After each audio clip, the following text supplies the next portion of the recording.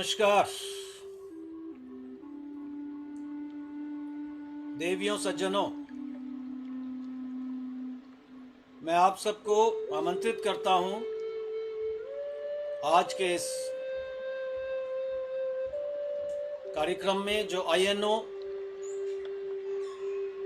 के प्रयास से हो रहा है। बहुत से लोग इस पर आपसे बात कर रहे हैं और आईएनओ के पदाधिकारियों का मैं शुक्रगुजार हूं कि उन्होंने मुझे इस कार्यक्रम के लिए आमंत्रित किया।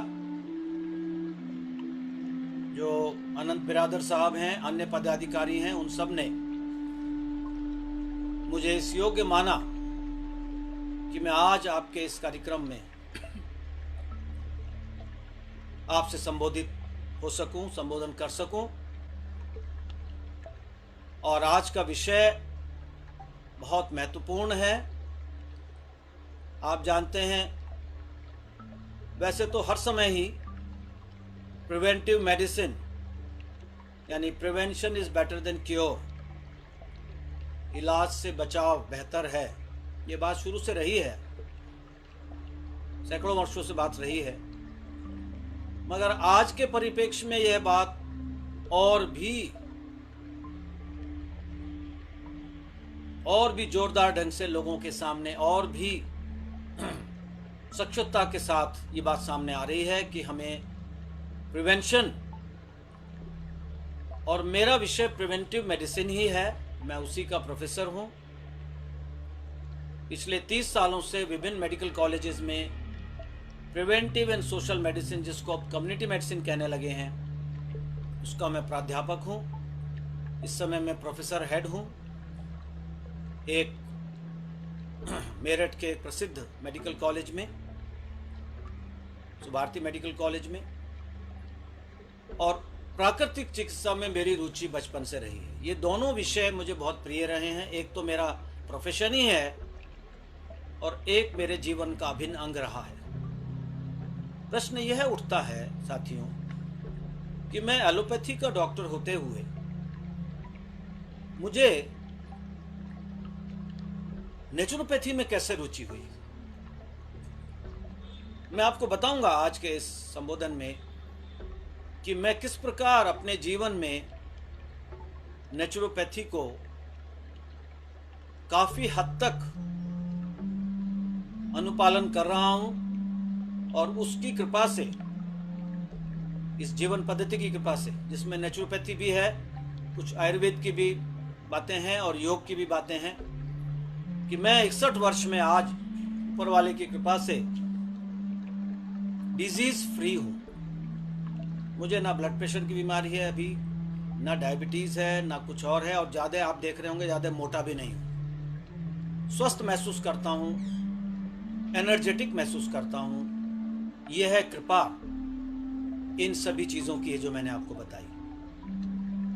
तो ये नेचुरोपैथी मेरे जीवन में कैसे आई, किस प्रकार मेरे जीवन में ये एक महत्वपूर्ण जीवन पद्धति का हिस्सा बनकर रह गई, कैसे बन गई। तो सबसे पहले तो मैं अपनी दिवंगत माता जी का जिक्र करूंगा, डॉक्टर श्रीमती सरोज बाला बंसल, जो कि बहुत विदुषी थी, कवित्री थी, बहुत ही सीनियर मेडिकल एजुकेशन में बहुत सीनियर पोस्ट पे रही, डिप्टी डायरेक्टर तक रही दिल्ली एडमिनिस्ट्रेशन में। उन्होंने बचपन से ही हमें नेचुरोपैथी की घुट्टी पिला रखी थी, क्योंकि वो खुद भी उन्होंने नेचुरोपैथी में डिप्लोमा किया हुआ था और वो उसको फॉलो करती थी। तो पहली तो मुझे नेचुरोपैथी की जो प्रेरणा मिली, प्राकृतिक जीवन शैली की जो मुझे सबसे पहले प्रेरणा मिली, वो अपनी माता जी से मिली, और मैं आज उनको नमस्कार करता हूँ, उनको स्मरण करता हूँ। उसके बाद जब मैं एमबीबीएस करके एमडी कर रहा था मेरठ के मेडिकल कॉलेज में, एलएलआरएम मेडिकल कॉलेज मेरठ का एक प्रसिद्ध गवर्नमेंट मेडिकल कॉलेज है, बहुत पुराना है। वहाँ मुझे सोशल एंड प्रिवेंटिव मेडिसिन में एमडी करने का सौभाग्य मिला। जब मैं एमडी कर रहा था उन्हीं दिनों, उससे थोड़ा और पहले, मेरे जीवन में एक अद्भुत महापुरुष का प्रवेश हुआ। एक ऐसे महापुरुष का प्रवेश हुआ जिन्होंने मेरा सारा जीवन पूरी तरह से बदल दिया, मेरे पूरे जीवन को एक नया मोड़ दिया। हम उसको अपनी संस्कृति में सद्गुरु भी कहते हैं। सद्गुरु वो होता है जो आपके जीवन में पूरा जीवन एक तरह से एक नया मोड़ जिसको देता है, जो हमें अपने वास्तविक लक्ष्य की तरफ ले जाता है, वो सद्गुरु होता है। ऐसे सद्गुरु मुझे मिले जिनका नाम था प्रोफेसर ओजस्वी शर्मा। साथियों, वो किसी मतांतर या संप्रदाय से जुड़े हुए नहीं थे। लॉ के प्रोफेसर थे, आर्मी में भी रहे, अध्यापन भी किया अरुणाचल प्रदेश में, और मेरे पिता के अभिन्न मित्र थे। बचपन से देख रहा था, मगर उनका जो आध्यात्मिक उनकी विशालता है वो बाद में समझ में आई। उन्होंने एमडी के दौरान मुझे और मेरे कई साथियों को, मेरे साधक मित्रों को, जिसमें एक मेरी वाइफ भी हैं डॉक्टर रानी बंसल, जो कि प्रोफेसर हैं, हेड हैं पैथोलॉजी की, हम सबसे गंगा के किनारे एक बार ये कहा, कोई बात चल रही थी, 1987 की बात होगी, अचानक से बिना किसी पूर्व विवरण के, किसी पूर्व रेफरेंस के बोले, भाई तुम लोगों को नेचुरोपैथी, आयुर्वेद, इनका अध्ययन शुरू कर देना चाहिए। हम लोग चौंक गए, 3-4 हम थे, एमडी कर रहे थे। तुम लोगों को नेचुरोपैथी, योग, आयुर्वेद का अध्ययन करना चाहिए, क्योंकि आने वाले समय में यही देश की मुख्य चिकित्सा पद्धतियां बनने वाली हैं। उन महान गुरु जो कि पब्लिक लाइफ से बचते रहे, लाइमलाइट से बचते रहे जानबूझ के, और महानतम आध्यात्मिक वो थे, वो स्पिरिचुअल जायंट जिसे हम कहते हैं, उन्होंने ये शब्द कहे तो मुझे बिल्कुल विश्वास हो गया कि ऐसा ही है। और उस दिन से, क्योंकि मुझे पढ़ने का शौक रहा है पुस्तकें, मैंने उस दिन से नेचुरोपैथी की, योग की और कुछ आयुर्वेद की, बट मुख्य रूप से नेचुरोपैथी की पुस्तकें मैंने पढ़नी शुरू कर दी। मतलब ये सब समझिए, हर्बर्ट शेल्टन हो गए, आपके हैरी बेंजामिन हो गए, और लेंडार हो गए, टॉक्सीमिया के जो लेखक हैं, टिल्डन है शायद, वो हो गए, जो भी आपके, मैंने यहाँ तक कि American natural ANHS, American natural hygiene society join करी $, देके, उनका मैंने न्यूज़लेटर मंगाया, और जितनी भी मैगजीन नेचुरोपैथी की मिल सकती थी वो सब, आरोग्य मैगजीन जो वहाँ से छपती है आपके गोरखपुर से, वो भी मैंने मंगानी शुरू करी, और इस तरह से मैंने पढ़ना शुरू कर दिया। और उन्हीं गुरुदेव की कृपा से, उन्हीं के सहपाठी अमितचंद शर्मा, सहारनपुर के रहने वाले, जिनको गुरुदेव नेचुरोपैथी के ऋषि कहते थे, उन्होंने भी कोई डिप्लोमा किया था, और उर्ली कांचन से उन्होंने किया था, और उन्होंने हजारों लोगों को नेचुरोपैथी के द्वारा ठीक किया। आज उनका स्वास्थ्य ठीक नहीं है, सहारनपुर में रह रहे हैं। मैं प्रभु से उनके स्वास्थ्य की मंगल कामना करता हूँ। तो उन्होंने भी मुझे पुस्तकें दी, मैंने पढ़ना शुरू कर दिया। फिर ईश्वर का विधान देखिए, जब मैं मैंगलोर चला गया, कस्तूरबा मेडिकल कॉलेज मैंगलोर, जो मणिपाल वालों का कॉलेज है, बड़ा मशहूर, वहाँ जब मैं 89 में ज्वाइन किया, तो मुझे कुछ समय बाद ही वहीं पे उजरे नाम की एक जगह है, जहाँ पर आपका सबसे प्रसिद्ध SDM का नेचुरोपैथी कॉलेज है। मुझे कॉलेज वालों ने ऑफर दिया, KMC वालों ने, कि आप चाहें तो हफ्ते में 2 बार या 3 बार SDM नेचुरोपैथी कॉलेज में जाके पढ़ा सकते हैं। मैंने कहा भाई ये तो भगवान की कृपा है, अंधा क्या चाहे 2 आंखें। मैंने तुरंत स्वीकार कर लिया और मैं वहाँ पर पढ़ाने लगा। चिदानंद मूर्ति साहब वहाँ उस समय प्रिंसिपल थे, और पहले 3 बैचेस को मैंने पढ़ाया। और पढ़ाया क्या, उनको तो पढ़ाता था मैं, ये अपना सब्जेक्ट, और लाइब्रेरी में जाके मैं वहाँ नेचुरोपैथी की पुस्तकें पढ़ता था। बहुत अच्छी लाइब्रेरी थी। और शुरू के 3 बैचेस को मैंने पढ़ाया, और उस बैच के, उन 3 बैच के लोग आज भारत में भी और विश्व में भी नाम कर रहे हैं, वहां मैंने नेचुरोपैथी की थोड़ा और मुझे शिक्षा मिली। उसके बाद तो नेचुरोपैथी मेरे जीवन का एक अंग बन गया और मैंने अपना खाना पीना, मैंने, मेरे परिवार ने उसी हिसाब से करना शुरू कर दिया, जिसका परिणाम मैंने आपको बताया आज कि ईश्वर की कृपा से, इस सब की वजह से मैं आज 61 ईयर्स में, अभी तक मुझे कोई रोग नहीं है, आगे हो जाए तो भगवान की इच्छा। तो ये मैंने आपको थोड़ा बैकग्राउंड बताया। अब आज के विषय पर आते हैं। मैंने ये बात कही थी, जो इससे पहले 1 मिनट का वीडियो आपने देखा हो, कि मैं ये वाली चर्चा करूंगा आज के इस गोष्ठी में कि नेचुरोपैथी के जो सिद्धांत मैंने पढ़े और समझे, जितनी भी मेरी समझ थी, मुझे बड़ा सुखद आश्चर्य होता है कि वही सिद्धांत आज मॉडर्न मेडिसिन में, मॉडर्न रिसर्च में स्वास्थ्य के एक तरह से मुख्य बिंदु निकल के आ रहे हैं, प्रिवेंटिव मेडिसिन के मुख्य बिंदु बनते जा रहे हैं। ये मुझे बहुत खुशी है और इसीलिए मैं बहुत प्रसन्न हूं आज कि मुझे आप सबके साथ ये बातें शेयर करने का मौका मिला। मैं कुछ पुस्तकें भी दिखाऊंगा आपको अपनी बात के समर्थन में। पहली बात, प्राकृतिक चिकित्सा का सबसे मूलभूत सिद्धांत, सबसे महत्वपूर्ण सिद्धांत जो है वो है भोजन। Let food be thy medicine, जो हिप्पोक्रेट्स ने कहा था, और हिप्पोक्रेट्स को भी नेचुरोपैथी वाले अपना प्रेरणा स्रोत मानते हैं, एलोपैथी वाले भी मानते हैं फादर ऑफ मेडिसिन। तो यही है, ये बड़ी सुखद आश्चर्य है कि दोनों ही उसको मानते हैं उनको। Let food be thy medicine, आहार ही औषधि है, आयुर्वेद में भी रही है बात। नेचुरोपैथी का ये एक बहुत प्रमुख बिंदु मुझे समझ में आया और उनका इस बात पे बहुत जोर रहता है कि कच्चा, जहाँ तक हो सके कच्चा खाएं, पकाएं ना, और अगर पकाना भी पड़े तो उसको मिनिमम कुकिंग करें, यानी कि भोजन को जहाँ तक हो सके अपने मूल रूप में ही खाएं। यह नेचुरोपैथी का एक बहुत प्रमुख सिद्धांत है, क्योंकि भोजन को वो सबसे बड़ा एक कहते हैं आधार मानते हैं स्वास्थ्य का, और है भी। आपको जान के बड़ा अच्छा लगेगा, एलोपैथी में या मॉडर्न मेडिसिन में इस बात को उतना महत्व नहीं दिया जाता था, अभी तक भी नहीं दिया था जितना दिया जाना चाहिए।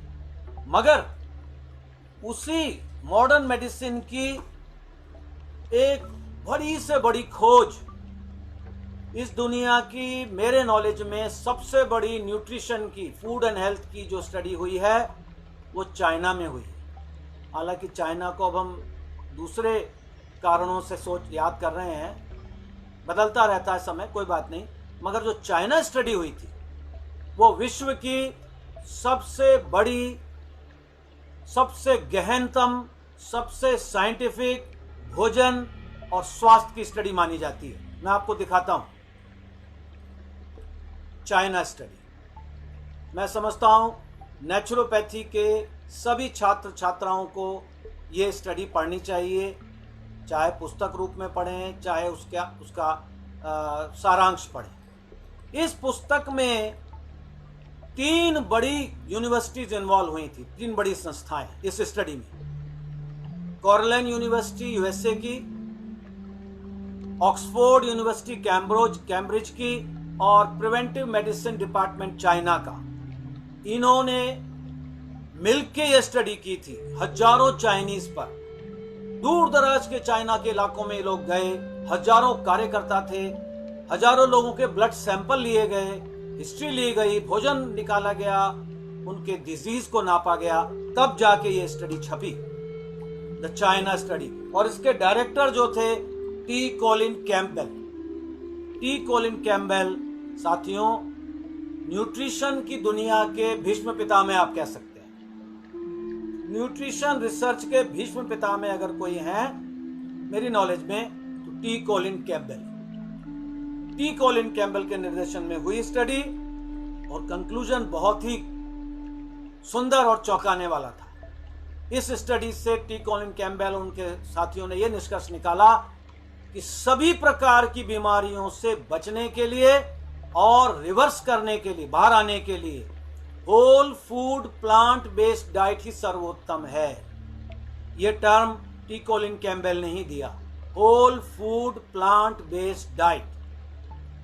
अब आप इसको whole food plant based diet को देखें तो वही बात है जो नेचुरोपैथी में कह रहे हैं इतने समय से कि भाई भोजन को शुद्धतम रूप में खाएं, प्राकृतिक रूप में खाएं जितना संभव हो। ये इस इतनी महान स्टडी का ये निष्कर्ष निकला है और आज भी यह निष्कर्ष प्रमाणिक माना जाता है और इसकी चर्चा होती है। उदाहरण के लिए ये एक और पुस्तक है, हेल्दी एट 100। इसके लेखक भी बहुत महान वो है जॉन रॉबिन्स, जिन्होंने वेजिटेरियनिज्म को अमेरिका में और यूरोप में बहुत मजबूती से रखा। बहुत महान ये रिसर्चर हैं जॉन रॉबिन्स। इन्होंने अपनी इस पुस्तक में ऐसी सभ्यताओं का जिक्र किया है साथियों जहां पर 100 वर्ष तक जिंदा रहना आम बात है, स्वस्थ रहना आम बात है। लोग 100 वर्ष में भी 110 वर्षों में भी चलते फिरते रहते हैं, काम करते हैं, नियम से सोते हैं, खाते हैं, उठते हैं। इनको ब्लू जोन्स कहते हैं। इन पॉपुलेशंस को कहते हैं ब्लू जोन्स।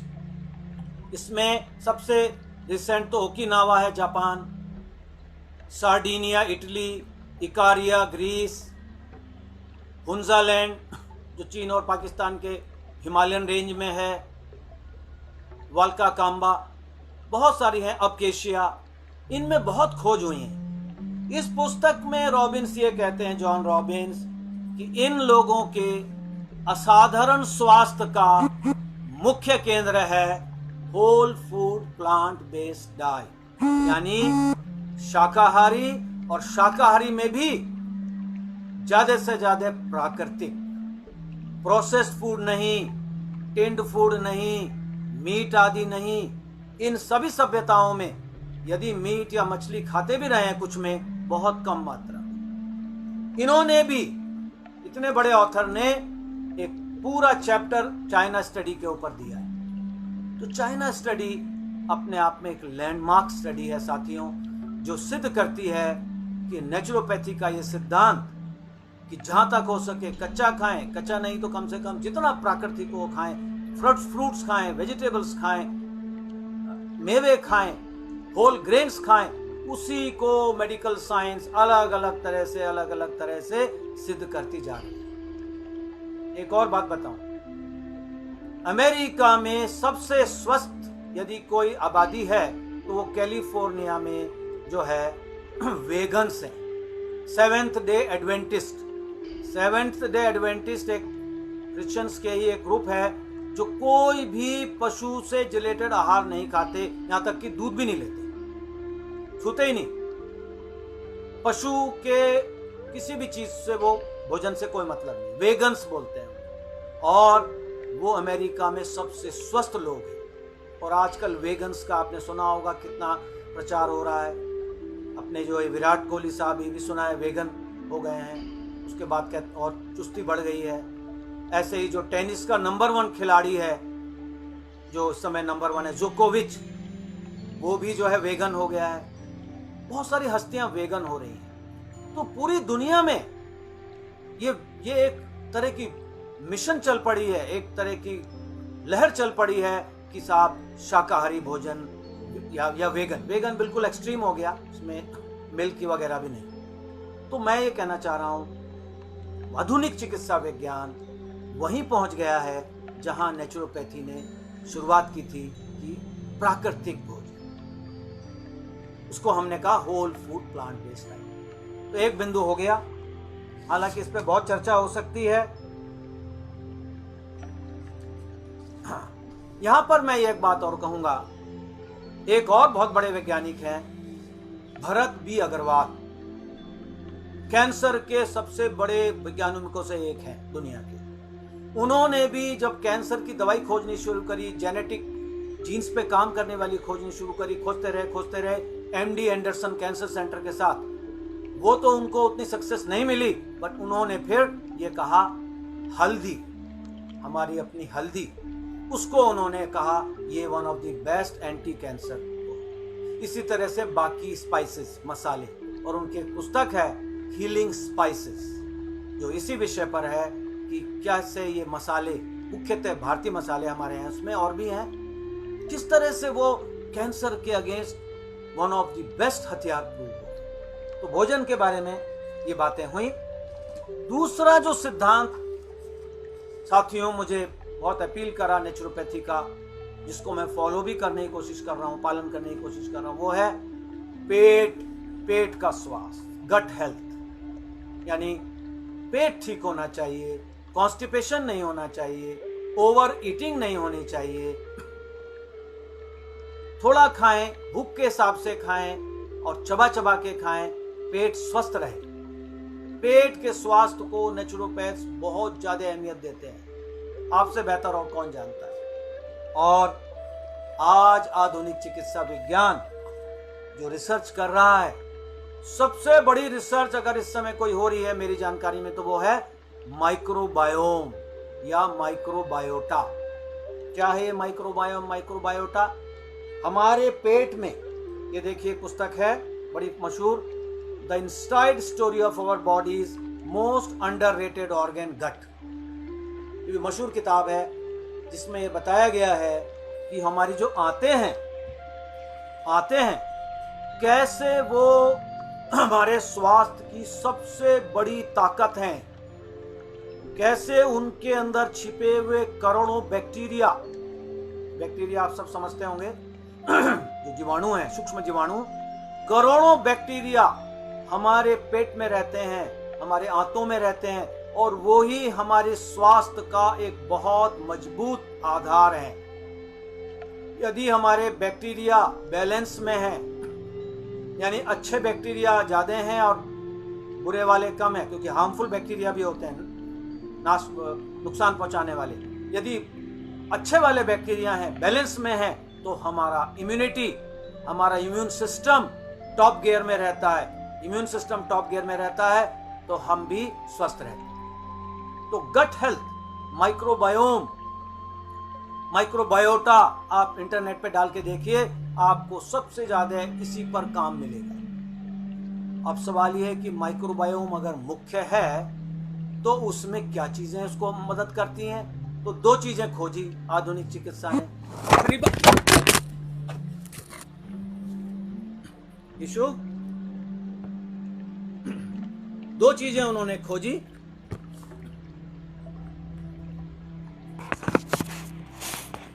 प्रीबायोटिक और प्रोबायोटिक।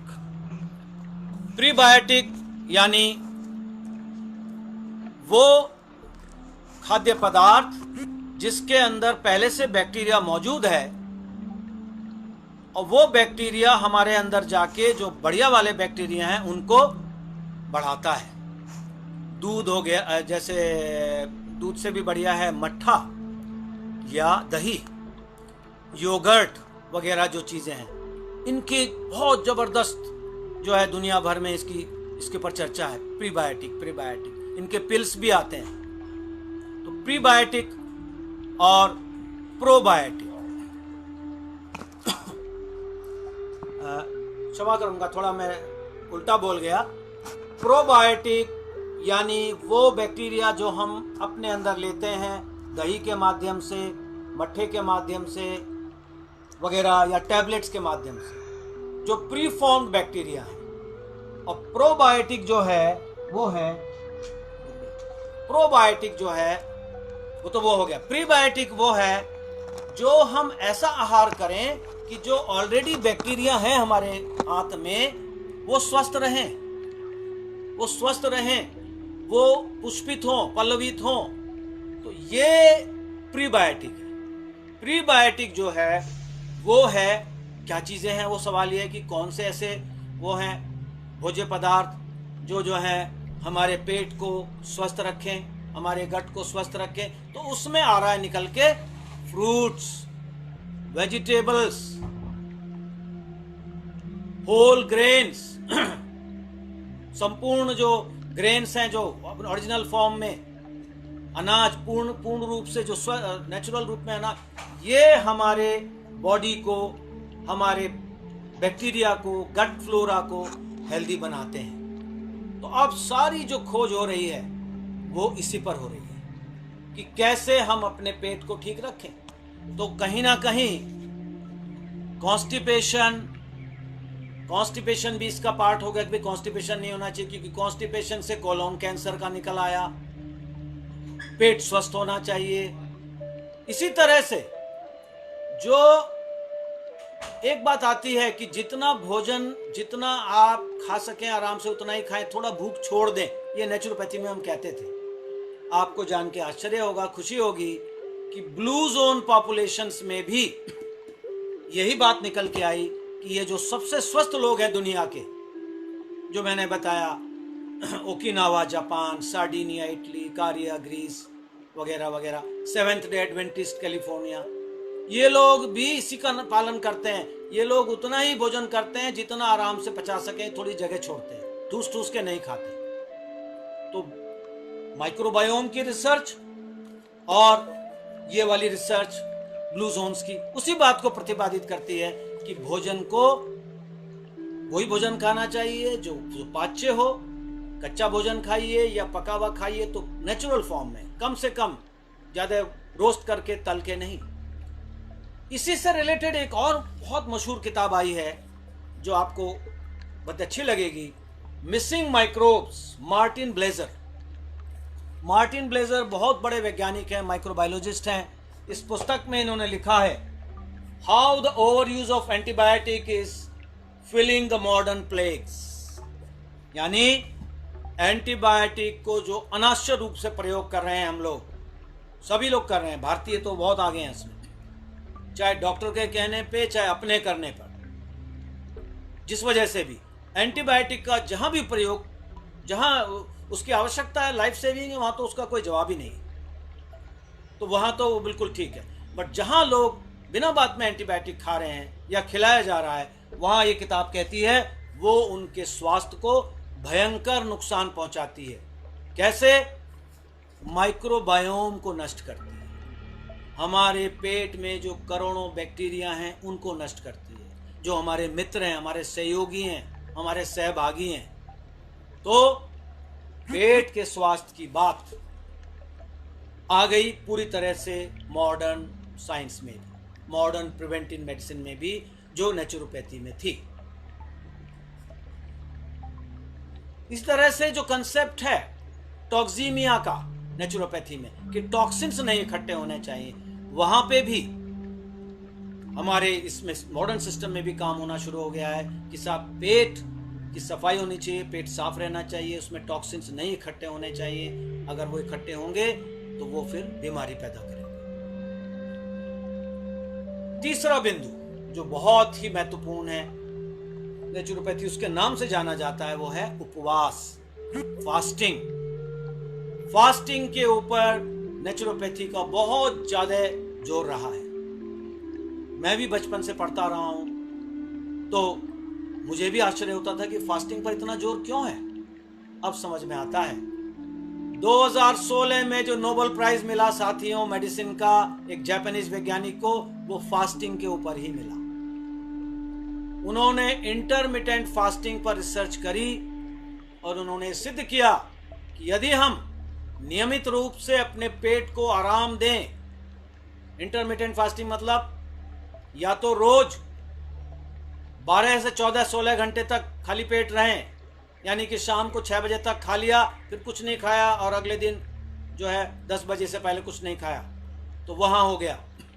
या हफ्ते में एक बार इंटरमिटेंट फास्टिंग अगर हम करते हैं तो उन्होंने सिद्ध किया कि हमारी सेल्स में जो विजातीय पदार्थ इकट्ठे हो जाते हैं, टॉक्सीमिया जो हम कहते हैं नेचुरोपैथी में, वो सेल उनको सफाई करने में सक्षम हो जाता है। उन्होंने एक मैकेनिज्म ढूंढा, ऑटोफेगी। लाइजोसोम्स होते हैं सेल में, उनकी मदद से वो विजातीय पदार्थ को सेल खत्म कर देता है, उन्हें नष्ट कर देता है या बाहर निकाल देता है, और सेल दोबारे से, कोशिका दोबारे से एक नई ऊर्जा से भर जाती है। तो उन्होंने ये सिद्ध किया कि यदि इंटरमिटेंट फास्टिंग हम रखते हैं तो कैंसर होने की संभावना व अन्य बीमारी होने की संभावना बहुत कम हो जाती है। तो फास्टिंग के ऊपर दुनिया भर में काम हो रहा है। और एक और बात निकल के आई इसी से, उसी रिसर्च से, कि केवल जो मैंने अभी कहा था 8 सुबह के 10 बजे से 6 बजे तक जो ये विंडो है 8-9 घंटे का, केवल उसी में खाएं। ये नहीं है कि रात में भी खा रहे हैं, आधी रात को भी खा रहे हैं, सुबह उठ के खाना शुरू हो गए। और यही बात नेचुरोपैथी में भी रही है कि भोजन को एक सीमित समय में खाया जाए, ना कि कभी जैसी मर्जी आए वैसे। तो ये बात आ गई, ये बात भी सिद्ध हो गई फास्टिंग वाली। फिर नेचुरोपैथी में बहुत महत्वपूर्ण बिंदु है जो मुझे समझ में आया है कि केवल किसी शरीर के किसी अंग को या ऑर्गन को ठीक ना करें, पूरे शरीर को ठीक करें। पूरा शरीर एक यूनिट है।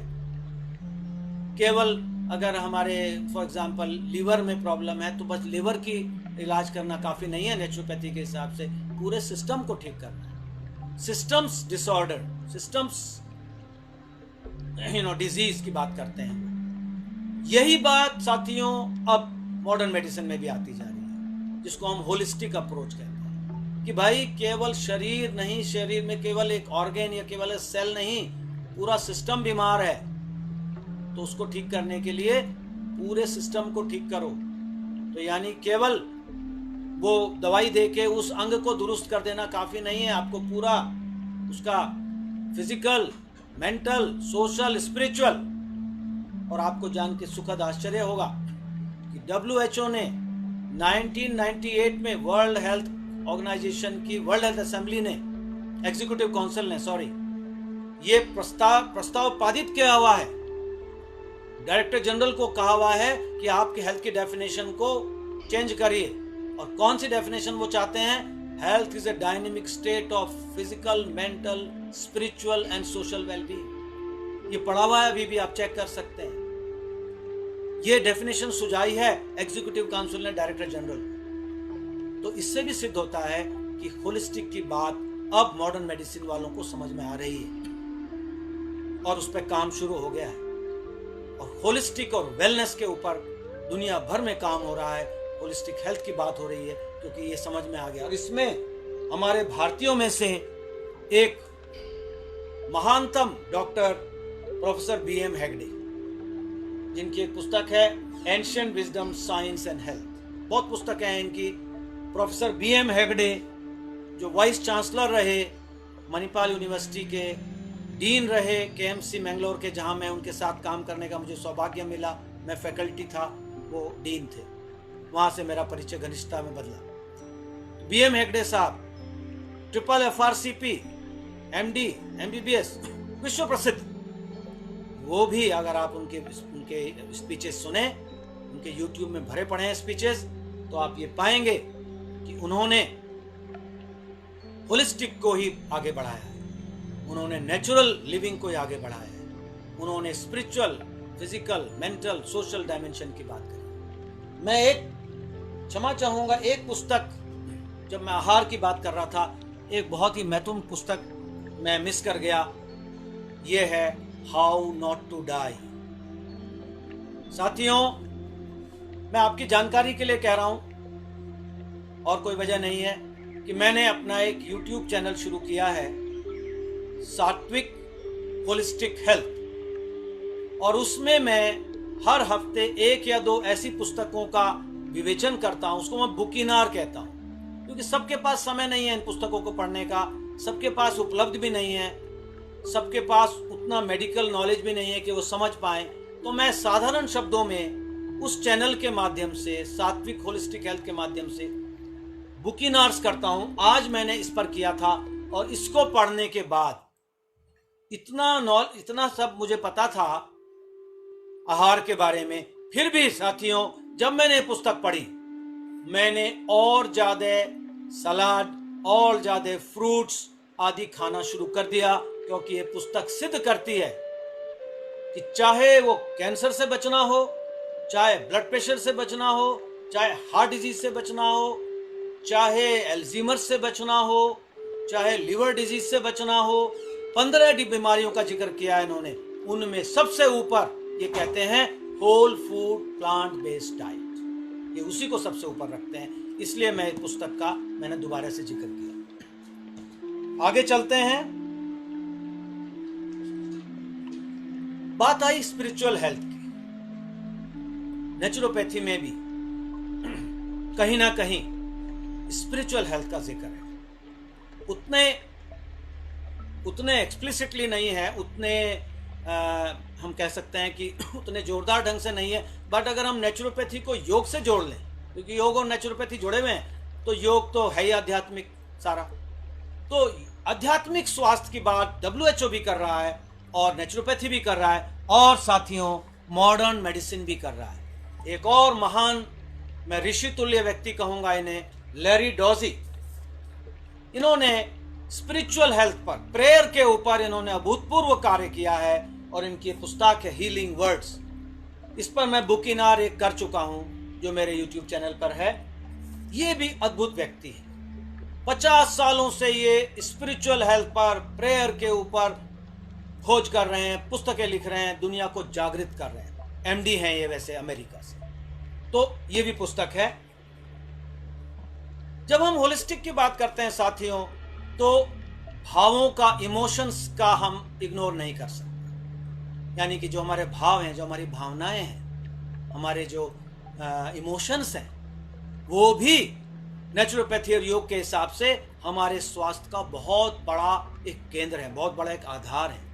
इस पर भी आपको सुन के सुखद आश्चर्य होगा कि मॉडर्न मेडिसिन में कार्य होना शुरू हो गया है बहुत तेजी से, और इसमें फ्रंट लाइन पर हैं डॉक्टर डीन ऑर्निश। डॉक्टर डीन ऑर्निश वो डॉक्टर हैं साथियों जिन्होंने पूरी दुनिया को चौंका दिया था, एलोपैथी के, मॉडर्न मेडिसिन के वर्ल्ड को, जब उन्होंने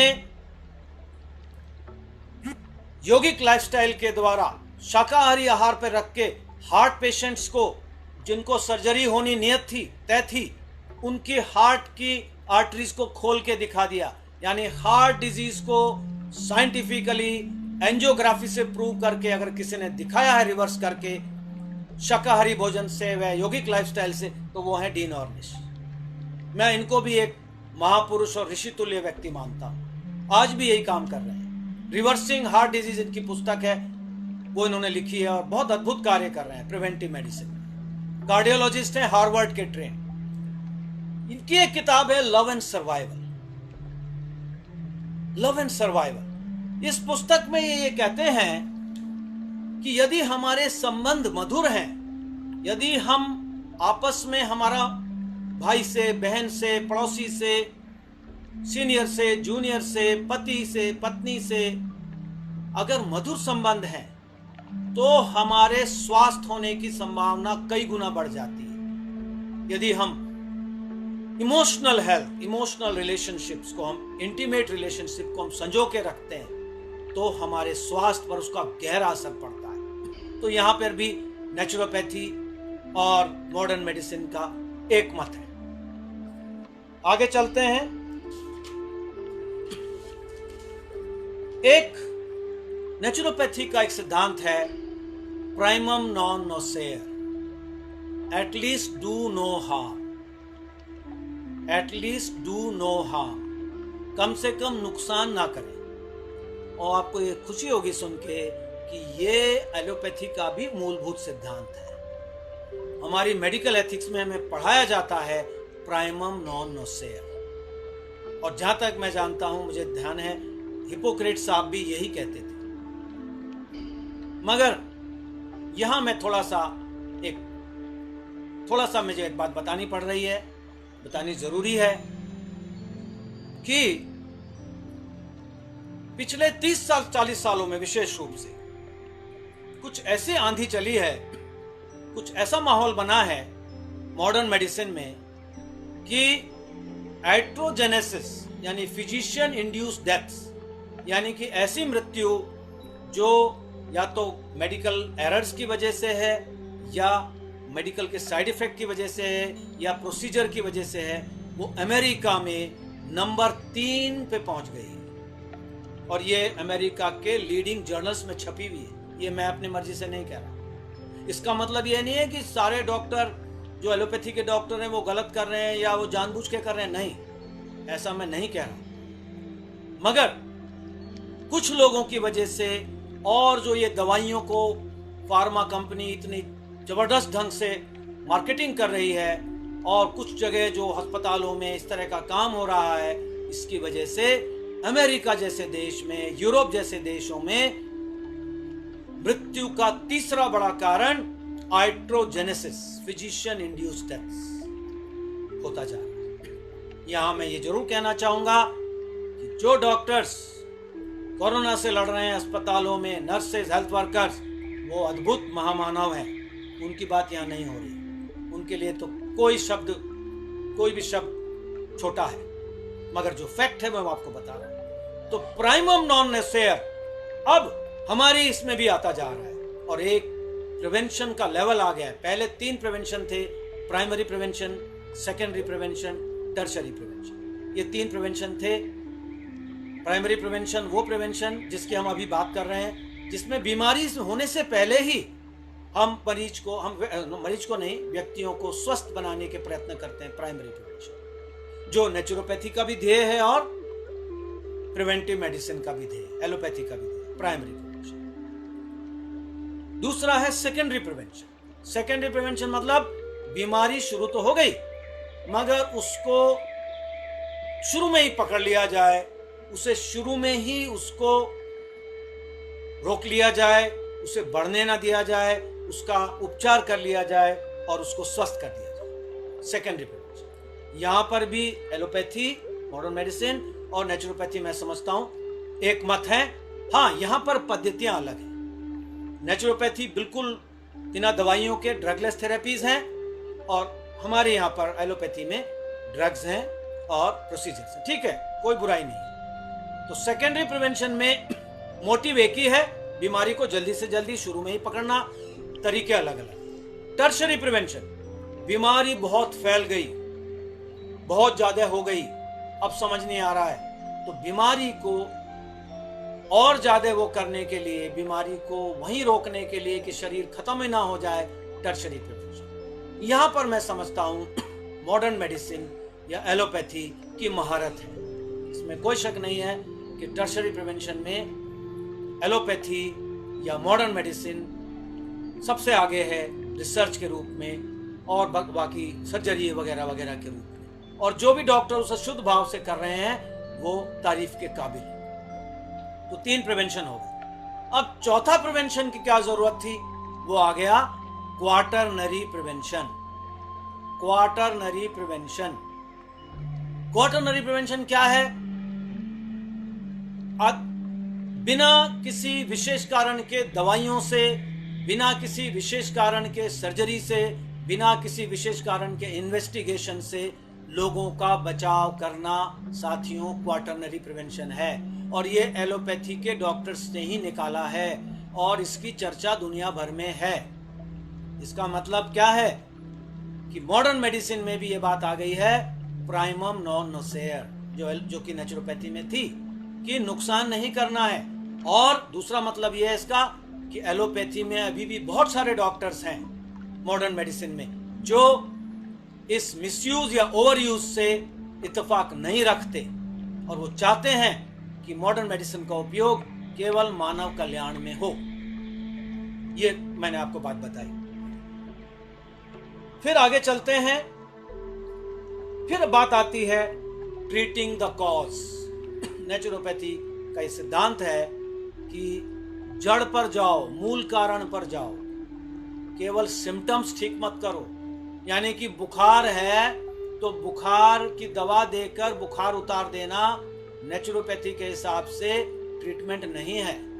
ब्लड प्रेशर होने पर केवल ब्लड प्रेशर की दवा से ब्लड प्रेशर को कम करते जाना ट्रीटमेंट, उसका क्योर नहीं है नेचुरोपैथी के हिसाब से। यही बात साथियों अब मॉडर्न मेडिसिन में भी आती जा रही है बहुत तेजी से। ये जो मैंने आपको दिखाए डॉक्टर माइकल ग्रेगर, ये जो आपको मैंने दिखाए डॉक्टर डीन ऑर्निश, ये जो मैंने आपको दिखाए डॉक्टर BM हेगडे, इसके अलावा आपके डॉक्टर हर्बर्ट बेंसन, जिन्होंने मेडिटेशन पे, हार्वर्ड के कार्डियोलॉजिस्ट हैं, मेडिटेशन पर 50 साल से कार्य कर रहे हैं साथियों। सिद्ध कर दिया इन्होंने कि मेडिटेशन के द्वारा, रिलैक्सेशन रिस्पॉन्स कहते हैं अपने मेडिटेशन तरीके को, हजारों मरीजों को ठीक किया है। कम से कम 25 बीमारियों में इन्होंने रिलैक्सेशन रेस्पॉन्स से रिजल्ट्स दिए हैं। तो ये बड़े बड़े डॉक्टर्स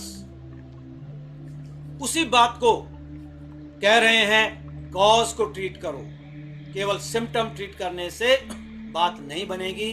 मरीज पूरी जिंदगी दवाई खाता रहेगा, दवाइयों के साइड इफेक्ट्स झेलेगा। ये खुद कह रहे हैं डॉक्टर्स, और बहुत सारे डॉक्टर्स को मैं पर्सनली भी जानता हूं जो इस बात को मानते हैं और कोशिश भी करते हैं कि केवल सिम्टम्स को ना ठीक किया जाए बल्कि उसके मूल कारणों को ठीक किया जाए। यहां पर मैं थोड़ा सा हमारी देश की जनता को भी कुछ हद तक दोषी मानता हूं, मरीजों को भी दोषी मानता हूं। मेरे कई डॉक्टर मित्र हैं एलोपैथी के जो कहते हैं, जब हम मरीज से कहते हैं कि अपना खान पान ठीक करो, अपना दिनचर्या ठीक करो, ये करो, तो कहते हैं डॉक्टर साहब वो करना होता तो आपके पास क्यों आते, हमें तो गोली लिख दो, हमें तो दवाई बता दो। कोई तंबाकू खा रहा है, सिगरेट पी रहा है, उसको कहते हैं सिगरेट छोड़ो, तंबाकू छोड़ो, कहता है जी डॉक्टर साहब ये तो छोड़ना होता तो आपके पास क्यों आते, आप तो ऐसी दवाई दे दो कि मैं ये खाता भी रहूं और मैं जिंदगी चलती रहे। तो हम लोगों को भी अपनी मानसिकता बदलनी होगी, जनता को, कि डॉक्टर के पास जाके केवल सिम्टम का इलाज ना चाहें, केवल ये ना कहें बुखार उतार दो डॉक्टर साहब, कैसे भी इंजेक्शन लगा दो, बल्कि ये कहें डॉक्टर साहब बुखार हो रहा है, मेरे को इस बुखार का समुचित इलाज करिए, मुझे बताइए मैं कहाँ गलत हूं, क्या ठीक करूं अपने जीवन में। इसी को आज लाइफस्टाइल मेडिसिन के रूप में अमेरिका में सबसे ज्यादा प्रचारित किया जा रहा है। आपको खुशी होगी जान के, लाइफस्टाइल मेडिसिन इस समय अमेरिका में और कुछ हद तक यूरोप में एक बहुत बड़ी एक कैंपेन के रूप में, एक मिशन के रूप में चलाया जा रहा है। और मैं भी अपने शाम को जो मैं प्रैक्टिस करता हूँ थोड़ी बहुत, उसमें मैं लाइफस्टाइल मेडिसिन को ही पालन करने की कोशिश करता हूँ। लाइफस्टाइल मेडिसिन कुछ नहीं है, जो दिनचर्या है, ऋतुचर्या है, जो आयुर्वेद में थी हजारों साल से, जो नेचुरोपैथी में है, उसी का मॉडर्न नाम है लाइफस्टाइल मेडिसिन। तो यहाँ पर भी नेचुरोपैथी में और मॉडर्न मेडिसिन में हमें एका दिखाई दे रही है, लाइफस्टाइल चेंजेस, लाइफस्टाइल मेडिसिन। तो कहने का मतलब मेरा यह है कि चारों तरफ अगर हम देखें, बहुत सारे ऐसे जो है हमें उदाहरण मिलते हैं, बहुत सारे हमें ऐसे खोजें मिलती हैं जिसमें हम देखते हैं कि मूलभूत सिद्धांत जो नेचुरोपैथी के थे, जो मैंने पढ़े, इतने अलग अलग, मैंने आपको बताया उजरे की लाइब्रेरी में गया, एसडीएम की और लाइब्रेरीज में गया। मैं आपको बता के मुझे खुशी होगी कि मेरी पर्सनल लाइब्रेरी जिसमें करीब 5000 किताबें हैं, उसमें शायद मैं समझता हूँ 400-500 नेचुरोपैथी की हैं, और मेरे पास 15-15 साल पुरानी नेचुरोपैथी के मैगजीन्स रखे हुए हैं, जिल्द लगे हुए। अमेरिकन नेचुरल हाइजीन सोसाइटी के वो हैं, जो मैंने अपने छोटे भाई, जो मेरा छोटा भाई है कैप्टन अनंत बंसल नेवी में, उसके हेल्प से मैं वो मंगाता था वहाँ से, वो रखे हुए हैं मेरे पास। अद्भुत खजाना है, और मैं पूरी कोशिश कर रहा हूँ कि मैं समय रहते उस खजाने को लोगों में बांट सकूँ, उसका लाभ लोगों को दे सकूँ। बहरहाल बात मैं वहीं जहाँ मैंने शुरू की थी फिर वहीं से पहुँचाता हूँ कि नेचुरोपैथी और जो ये मॉडर्न मेडिसिन है, अगर गहराई से देखें तो इनमें आपस में बहुत एकांतता है। कहाँ पर? Preventing diseases. नेचुरोपैथी का क्या एम है? लोग स्वाभाविक रूप से स्वस्थ रहें, लोग स्वाभाविक रूप से डिजीज फ्री रहें, और यदि बीमार भी पड़ें तो प्राकृतिक रूप से, सहज रूप से स्वस्थ हो जाए। एलोपैथी का भी या मॉडर्न मेडिसिन का भी ये एम है कि लोग स्वस्थ रहें, लोग बीमार ना पड़ें। प्रिवेंटिव मेडिसिन, विशेष रूप से प्रिवेंटिव मेडिसिन, जिसका मैं एक तरह से वो हूँ, एक एक्सपर्ट हूँ। प्रिवेंटिव मेडिसिन यही कहती है कि लोगों को स्वस्थ बनाइए, उन्हें अपने स्वास्थ्य की खुद जिम्मेदारी दीजिए। People's health in people's hand जो कहते हैं। तो नेचुरोपैथी और एलोपैथी में बहुत समानताएं हैं, आगे भी इसकी और भी बातें निकल के आएंगी। यहाँ मैं एक बात और बता देना चाहता हूँ कि ये जो प्राकृतिक जीवन शैली है, जिसको मैंने और मेरे परिवार ने अपनाया है, इसकी कृपा से एक दो बातें आपको बताना चाहूंगा मैं। पिछले 10 वर्षों से, ईश्वर की कृपा से उनका नाम लेके कहता हूं, पिछले 10 वर्षों से मैंने शायद ही कोई दवा या गोली, केमिकल बेस्ड दवा मुझे खानी पड़ी हो। ये ईश्वर की कृपा है, मैं अपना इनकार नहीं कर रहा। जरूरत पड़ेगी तो मैं पूरी दवा खाऊंगा, जरूरत पड़ेगी, भगवान के विधान में होगा तो मैं सर्जरी भी कराऊंगा, इमरजेंसी में भी जाऊंगा, एलोपैथी का ट्रीटमेंट कराऊंगा, मुझे कोई विरोध नहीं है।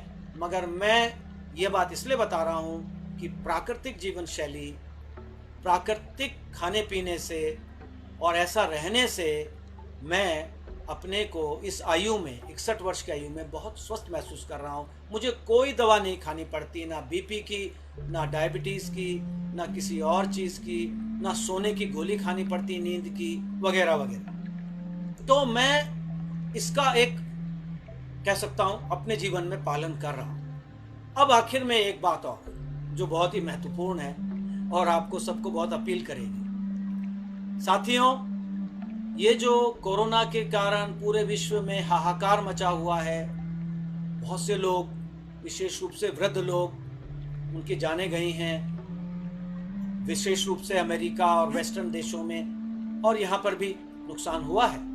उसके लिए पूरी संवेदना है, उसके लिए पूरा उनके लिए प्रार्थना है, प्रभु से प्रार्थना है कि जल्दी से ठीक हो। मगर इसका दूसरा पहलू भी है जो कल के टाइम्स ऑफ इंडिया में देखने को मिला, और मैं सुन भी रहा था, बट कल के अखबार में मिला मुझे। उनका कहना यह है, बड़े बड़े डॉक्टर्स का, कि मेडिकल इमरजेंसी में 30 से 60% की कमी आई है। हार्ट अटैक्स में और इमरजेंसीज में, फालिज वगैरह में 40 से 60% कमी आई है। तो उस आर्टिकल में ये लिखा था कि ऐसा केवल ट्रांसपोर्ट की वजह से नहीं हो सकता, क्योंकि ट्रांसपोर्ट इमरजेंसी में लोग, कोई पुलिस वाला कोई नहीं रोकता, कोई प्रशासन की तरफ से ऐसा आदेश नहीं है कि लोग को हार्ट अटैक आ गया है, कुछ और इमरजेंसी की, तो उनको रोका जाए। उनके लिए पूरी वो है। थोड़ा अस्पताल जरूर कम खुले हुए हैं प्राइवेट वाले, बट इमरजेंसी के लिए तो है सुविधाएं। तो उनका कहना ये क्यों हुआ, इस पर उस आर्टिकल में उस पर लिखा गया।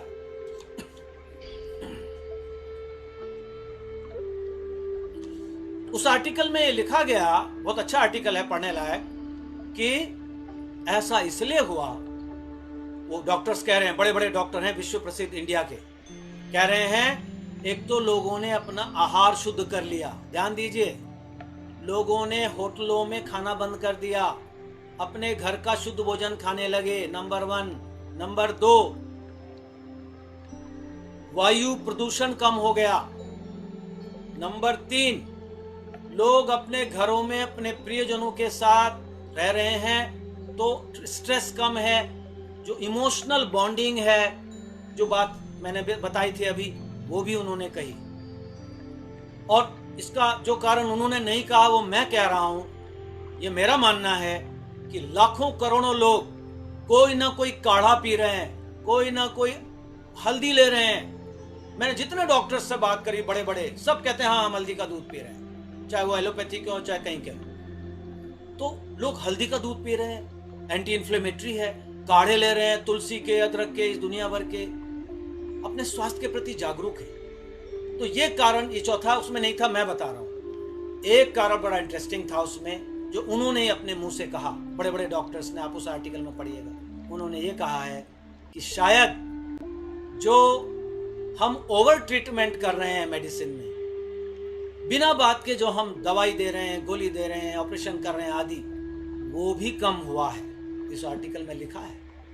और मुझे बड़ा आश्चर्य हुआ कि उन्होंने ऐसे साफ साफ लिखा। तो कहने का मतलब ये है, ये प्रकृति हमें प्राकृतिक जीवन की ओर ले जा रही है। ये एक नेचुरल एक्सपेरिमेंट हो रहा है साथियों, पूरे विश्व के स्तर पे प्रकृति के विधान में हो रहा होगा, प्रभु के विधान में ही हो रहा होगा निश्चित रूप से, कि पूरी मानव जाति को प्राकृतिक जीवन शैली की तरफ नेचुरल एक्सपेरिमेंट हो रहा है। नतीजे आने शुरू हो गए, 40 to 60% इमरजेंसीज कम है। तो ये कहते हैं प्रत्यक्षम किम प्रमाणम, प्रत्यक्ष को प्रमाण की आवश्यकता नहीं है। तो ये मानव जाति को एक खुला एक्सपेरिमेंट प्रकृति माता ने दिया है कि यदि तुम शांत रहोगे, उछल कूद कम करोगे, नेचुरल भोजन खाओगे अपना, और ये फास्ट फूड और प्रोसेस फूड से बचोगे। मीट भी बहुत कम हो गया, एक कारण और मुझे समझ में आता है, मीट का प्रोडक्शन भी कम है और उसका यूज भी कम है। ये भी एक कारण जरूर रहा होगा। तो ये प्रकृति शायद हमें सिखा रही है कि भाई नेचुरल जीवन जियो। बहुत ज्यादा भाग दौड़, उछल कूद और ये चीजें, वो खरीदना, वो बेचना, ये करना, अब ये कार, अब दूसरी कार, अब ये टाई, अब दूसरी टाई, ये जो भागम भाग है, ये जो स्ट्रेस है और प्रियजनों से जो दूरी है, वो कम करो। प्राकृतिक जीवन जियो, प्राकृतिक भोजन खाओ, व्यायाम करो, मस्त रहो और इस पृथ्वी माता को कष्ट से मुक्ति दिलाओ। तो ये एक प्राकृतिक चिकित्सा का कह लो, नेचुरल लिविंग का कह लो, एक एक्सपेरिमेंट पूरी दुनिया में हो रहा है, आपके हमारे सामने हो रहा है, हम इसके चश्मदीद गवाह हैं। तो इससे बड़ा प्रमाण नहीं हो सकता। मैं आप सबसे यह प्रार्थना करूंगा, आप सबसे विनती करूंगा कि इन बातों को, इन चीजों को आप लोगों पे फैलाएं और साइंटिफिक ढंग से फैलाएं। देखिए साइंस का जमाना है, चाहे हम प्राकृतिक चिकित्सा के क्यों ना हो, यदि हमारा अध्ययन अच्छा है, यदि हम रिसर्च को पढ़ रहे हैं और रिसर्च के ऊपर बोलते हैं तो लोग उसको विश्वास करते हैं। अंत में मैं फिर एक बार वही बात कहूंगा कि ये सब जो हो रहा है मेरे जीवन में, जो अच्छा घटा है या घट रहा है, वो सब उन महान गुरुदेव श्री ओजस्वी शर्मा जी की कृपा से है। यदि वो मेरे जीवन में नहीं होते तो मैं भी एक आम डॉक्टर की तरह अपने अहंकार में या अपने ईगो में या अपने भूल में पड़ा रहता कि मुझे तो बहुत आता है, मैं क्यों करूं, मैं ये सब क्यों करूं, बीमार हूंगा तो दवाई खा लूंगा, क्या करना है मुझे ये। मगर उन महाराज की कृपा से मैं और मेरे बहुत सारे डॉक्टर्स, ज्यादातर एलोपैथिक डॉक्टर्स हैं मेरे साथी, मेरे साधक मित्र, या जो डॉक्टर नहीं है वो भी, हम सब उन्हीं गुरुदेव की कृपा से आज स्वस्थ हैं, प्रसन्न हैं, मस्त हैं और ये कार्य कर रहे हैं। मैं यहाँ क्षमा चाहूँगा अपने एलोपैथिक मित्रों से, मैं उन पर कटाक्ष नहीं कर रहा, उनमें भी बहुत अच्छे लोग हैं, बहुत अच्छे लोग हैं और इन बातों को मानते हैं, इन बातों को समझते हैं, पालन करते हैं। तो मैं एक बार फिर उन गुरुदेव को स्मरण करके, उन प्रभु को स्मरण करके आप सबको धन्यवाद देता हूँ। और INO के जो पदाधिकारी हैं, विशेष रूप से अनंत बिरादर हैं और जिन्होंने ये कोऑर्डिनेट किया है, जो सारा इन्होंने किया है, जो IT के स्पेशलिस्ट हैं इनके, उनका और सभी का मैं आभारी हूँ। और मैं उम्मीद करता हूँ आपको मेरे इस विचार से आपको कुछ अच्छा मिला होगा। यदि मैंने जाने अनजाने में किसी की भी भावनाओं को ठेस पहुंचाई है, किसी के प्रति भी अपशब्द कहा है, तो मैं उसके लिए क्षमा प्रार्थी हूँ। मेरा अर्थ, मेरा अभिप्राय किसी को भी बुराई करने का या ठेस पहुंचाने का नहीं है। एक बार फिर बहुत बहुत प्रणाम, धन्यवाद। जय हिंद।